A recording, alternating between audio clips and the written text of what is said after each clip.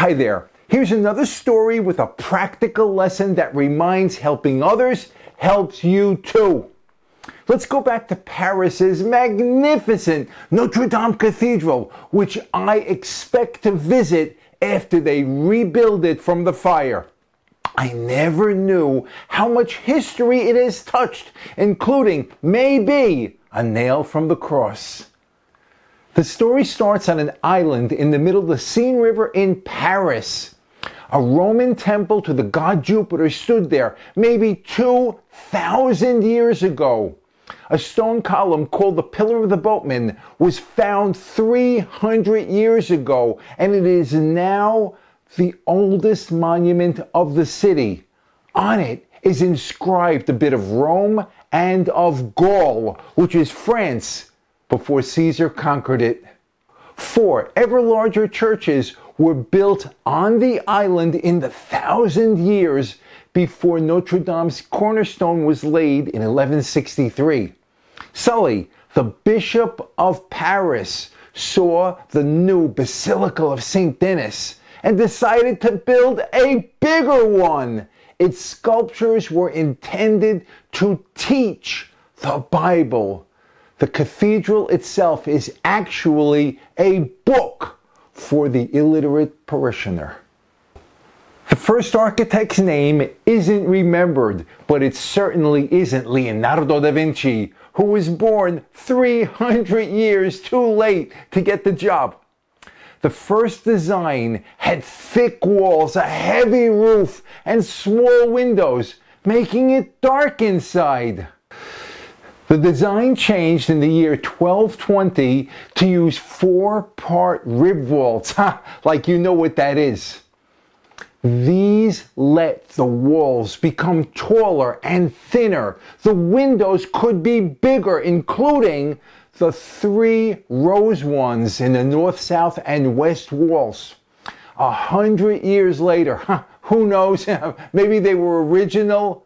Flying buttresses were added to keep those tall walls from bowing out. These architectural features make the cathedral one of the best examples of French Gothic style. But, and there's always a but, fashions change. During the Renaissance, its internal columns and walls were all covered by tapestries. The cathedral took part in both glorious and tragic historic events beyond weddings and funerals. In 1431, it saw the crowning of a 10-year-old. He became Henry VI, king of both France and England.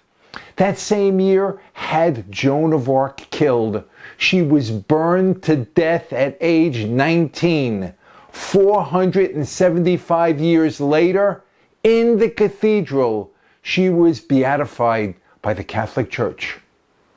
During the French Revolution, Robespierre desecrated the cathedral. Windows were smashed, statues had their heads cut off. Surprisingly, they found the head some 200 years later. Most of the treasures, though, were just stolen. Can't make this up. They actually converted the cathedral into a warehouse. Napoleon Bonaparte saved Notre Dame.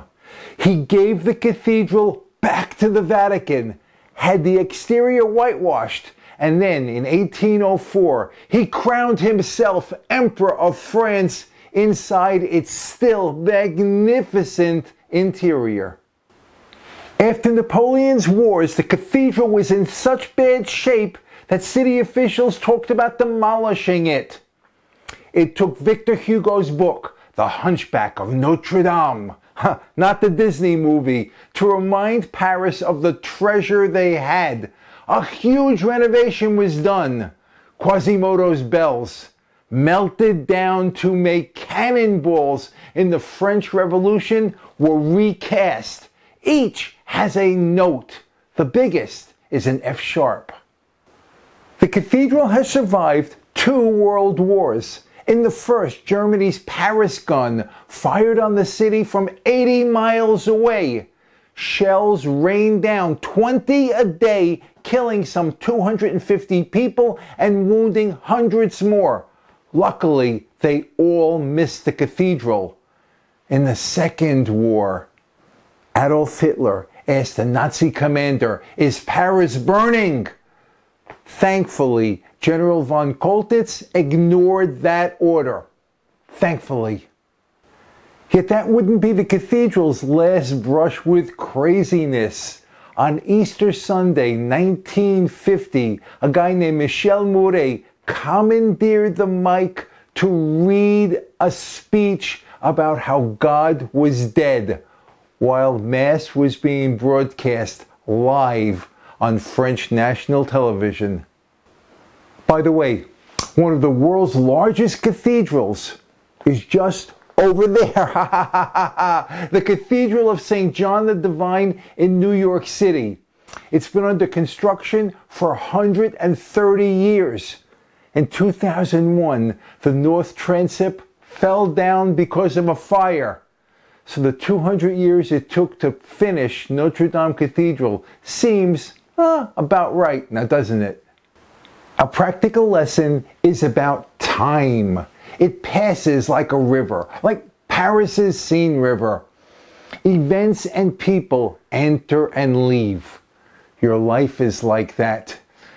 Now, you need to know where it's going. You need to know where you're going. The clearer that you can see your destination, the more of your energy you can put into reaching it. Now, there are going to be rapids and there's going to be obstructions and diversions. Don't let them stop you. But, and this is the last but, you have to consider whether or not your destination is right for you. Truth of the matter is that things change. What seemed right long ago may no longer apply. Think long, think hard, really consider where you're going. It's hard, I know that, but the effort is worth it. Do not, under any circumstances, be a lemming and just follow the crowd over the cliff. I am Mike for the Be More Better team. Thank you for watching. We really appreciate it. I'm down 3 pounds from when I began, up from 1 from my last video. I can't believe it. Please comment, like, subscribe. Subscribe if you haven't. But always, always be more better. Body, mind, and spirit. And then be even more better when you help someone else with their destination. This has been a pleasure. Until the next one. Bye now.